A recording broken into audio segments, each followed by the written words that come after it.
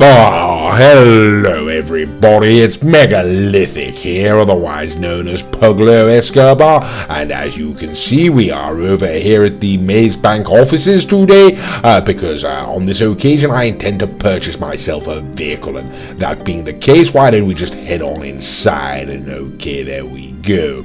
Right, now here we are up at my personal office, ladies and gentlemen, and before we begin I must warn you, don't speak to my secretary. She's been training a pack of chimpanzees to attack me, don't you know? Okay, you keep those wretched chimps away from me, woman, for God's sake, I'm warning you. Right, okay, well, never mind, ladies and gentlemen, we'll pay no attention to my secretary, you know, we are over here to purchase ourselves a vehicle, and the vehicle that we I've got absolutely no idea. Okay, is it a Classe de Ponte? You know, I believe it's a Imponte Nightshade, ladies and gentlemen, and the Imponte Nightshade can be found under the legendary motorsport website, and there we go. We've got to scroll all the way down because it is a rather old vehicle, don't you know? It came out a long time ago, so we're going to scroll all the way down the page, and there we go, ladies and gentlemen. Okay, jolly good. As you can see, retailing for just over $500,000, $585,000, ladies and gentlemen. I think I'm going to put it in a white initially, and we're going to send it on up to the Hillcrest residence, as we always do, ladies and gentlemen. And on this occasion, we are going to be getting there in the Lamborghini Tigon. Okay then, rather fast and rapid car this, you know, not too bad, slightly overpriced in my opinion, but there we go, it's not too bad at all. Okay, well, here we're right, sorry, hell, I left the door open, okay, never mind. Yes, so the Lamborghini Tigon, ladies and gentlemen, not a bad car, you know, not entirely certain if it's worth the asking price, but it's certainly quite a nice ride, very fast and agile. Okay, well, here we are, ladies and gentlemen, we aren't here to discuss the Lamborghini Tigon, we are indeed here to discuss the Nightshade, ladies and gentlemen, and so here we go. Okay, what do we think? I mean, I don't know about you, ladies and gentlemen, but for my money, that looks absolutely fantastic, you know, I really am not a fan whatsoever of the muscle cars, you know, the American style muscle cars, but I've got to say this does look really rather mean and menacing, doesn't it? It's rather sort of vicious looking vehicle, you know, very strong and striking. Okay, no, it's not a Imponte, it's an Imponte. Okay, so it's the Imponte Nightshade, ladies and gentlemen. Goes to show how often I buy these type of vehicles, you know. Okay, so we're going to take out the Nightshade, ladies and gentlemen, onto the street and see how she handles. Now, it should be pointed out, ladies and gentlemen, that this is indeed the unupgraded version, you know. So we're going to see what happens here. Okay, handling, ladies and gentlemen, coming down these weavy hills, you know. Not too good, to be quite frank with you. Very heavy, you know. You get the feeling the back end wants to kick away on you there. Okay, well, we're going to try top end speed, ladies and gentlemen, as we come down these hills, and okay, it's alright, it's not terribly good, not terribly bad really, and handling, ladies and gentlemen, absolutely ruddy awful. Okay, let's check out the acceleration, and my god, that really is absolutely shocking. It doesn't have any acceleration whatsoever, let's be perfectly frank. So let's check out that handling, ladies. Whoops, there's a stability, yes, I went, and yes, absolutely ruddy awful, ladies and gentlemen. So I've got to be perfectly honest there. Whoops, there's a sodding now. Alright, yes, ladies and gentlemen, straight out of the box, ladies and gentlemen, it's not really wowing me in terms of drivability, ladies and gentlemen. Acceleration, no, there is not. Top end speed, ladies and gentlemen, God knows, going about as fast as some sort of, you know, garbage bag down the street, you know, some sort of a paper bag. Absolutely shocking, really. What I'm trying to say is, no, it's slow. Handling, ladies and gentlemen, no, absolutely ruddy, awful. Stability, absolutely shocking. Brakes, I don't think you'll need them, ladies and gentlemen. I don't think you can just get out the car at any speed and carry on walking. You're just going along with walking pace, you know. Okay, so yes, really is rather shocking. But we'll take it on into the custom auto shop, ladies and gentlemen. Regardless, of course, that's what we're going to do, and we're going to go and have the vehicle upgraded and whatnot. Okay, so the Imponte Nightshade, a muscle car, as I say, and I am I don't have any particular affinity for the muscle cars, particularly or any muscle cars really, but particularly the American muscle cars, the only real nation who chose to engage in such an endeavor of building a car that could go extremely fast and had no handling, you know, absolutely no point to the rest of the world, but of course in the good old United States, ladies and gentlemen, where they've got long straight roads, perfectly sensible, well, not sensible, perfectly reasonable choice to make, and it's understandable why they became so popular. However, I am a European pug dog, you know, actually from the Great British Isles, and our nation, our fine nation, is about the size of a postage stamp, and so there's really no need for a muscle car. You can't even get one on the actual sodding island, you know. The country itself simply can't handle muscle cars, and so we don't drive them, and so I don't like them. But this, ladies and gentlemen, as I say, the aesthetic stylings of them, my good God, ladies and gentlemen, look at that. It really is a very, very striking looking vehicle, you know, particularly that back end, I've got to say. You know, it is, as regular viewers may have heard me often say, ladies and gentlemen, it is so often for me the back end of the vehicle, the rear end of the vehicle, where the aesthetic stylings so often fall short, you know, and are left lacking and wanting, shall we say. But indeed, this vehicle does, with sort of flared rear arches there, and the way the back comes down, the spoiler on the back, it does look very, very good, ladies and gentlemen, so I am rather pleased with it. Okay, it has got two-tone colour, as doubtlessly you are aware at this point in the video, ladies and gentlemen. You can see it's got that sort of stripe down the front there, and we're just going through the colours and whatnot to give you an indication. We are, of course, as I should say, ladies and gentlemen, always going through this section of the video at double speed, you know, just to hurry things along somewhat, because, you know, we don't want to be in this custom auto shop for too long, but the whole purpose of this section of the video, ladies and gentlemen, is simply to give you an idea of the modifications that can be affected to this vehicle should you then choose to go ahead and purchase it, you know.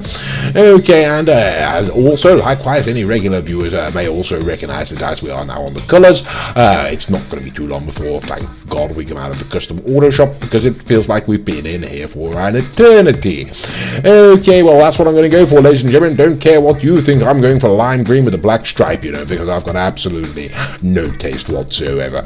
Okay, there we go, just going to show you the different colours in the centre there, but that is what I'm going to go for.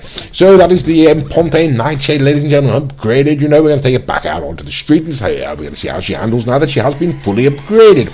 And ladies and gentlemen, this is the Imponte Nightshade, fully upgraded across the board in terms of aesthetic styling and performance modifications. And so we're going to see how she handles acceleration, ladies and gentlemen, a little bit better, it's got to be said, you know, a little bit better. Top end speed, it does seem to be moving a little bit more now. It does seem to be moving, ladies and gentlemen. Okay, so perhaps I have made some significant improvement. Handling, ladies and gentlemen, still very, very dodgy, I'm afraid, you know. Still very dodgy, but it just feels slightly more stable, you know. Whoops, thank God that burst there, that sort of slowed me down. Okay, so we're going to have another look at this acceleration along the front, ladies and gentlemen, and okay, perhaps not. Yes, okay, so it's still quite poor, ladies and gentlemen. Top end speed, stability, and right, okay, well, I didn't cut that out, I can assure you, it simply didn't record, and that really is rather annoying, so I've got no idea how it got round there in good form or not. We'll have a look, shall we? When we get around to the front, maybe we'll have a look at the, have a look at the state of the car and see if it got round that corner all right or not. And I'd say maybe it did, or maybe it didn't, I can't really tell. Okay, so that's the Nightshade. It's not too badly damaged, probably, a little scupper there. Anyway, ladies and gentlemen, rambling like a madman. So the Imponte Nightshade, ladies and gentlemen, looks very nice. We're going to take it on to the top speed test track now, ladies and gentlemen, and see how she performs. Okay, so the Imponte Nightshade putting down the top speed test track now, just to give you an indication, ladies and gentlemen. The Pegasus Zen Tordo can do it in about 54 seconds. My God, my mind's gone blank. The Karate GTO about 51, 52, and the Krieger about 51. So let's see what the Imponte Nightshade can do it in, ladies and gentlemen. Waiting, and we get a time of, right, okay, that's shockingly bad, ladies and gentlemen. About 53, 54 is what we consider to be competitive. 1 minute 5, ladies and gentlemen, is not even nearly close to competitive. Okay, it does look rather fine though, doesn't it? So we have gone ahead, ladies and gentlemen, broadened the vehicle on up to sandy shores, as we always do, you know, and we're now going to go ahead and perform a number of tests and see how the vehicle stacks up against other muscle cars, you know. Now, the first car we brought out is the Bravado Gauntlet. Now, this is the standard gauntlet you can pull off the street, but it has been upgraded in terms of performance and whatnot. So it's going to be going a little bit faster. And to be perfectly frank with you, ladies and gentlemen, consider this is effectively a free car, and it's $600,000, give or take, for the Imponte Nightshade. We did rather assume that the Gauntlet, ladies and gentlemen, was going to come in second. But no, it's not a good start, ladies and gentlemen, and not a good sign. It appears the standard gauntlet one can pull off the street once upgraded can absolutely demolish the Imponte Nightshade. Okay, so we're going to take it a little bit back in time, ladies and gentlemen. The logic was well, it is a rather old-fashioned vehicle, that muscle car, that Nightshade. So why don't we pull out the old-fashioned gauntlet and see how she can stack up against it. And once again, ladies and gentlemen, we are expecting a victory for the Imponte Nightshade, but no, unfortunately, ladies and gentlemen, it does appear that the Bravado Gauntlet, the old-fashioned, the classic, ladies and gentlemen, does zoom into the lead there, and seems to be holding it quite significantly. Okay, well, never mind, ladies and gentlemen, we'll bring it on to the next vehicle, and we'll see what happens there. I perhaps should point out all the other vehicles are being driven by Mr. Raccoon. His name is the Bromby. He has a channel of his own. It is called the Bromby. If you type that into YouTube, you should go and find it. Why do you go and do that? He's got some other good videos on there.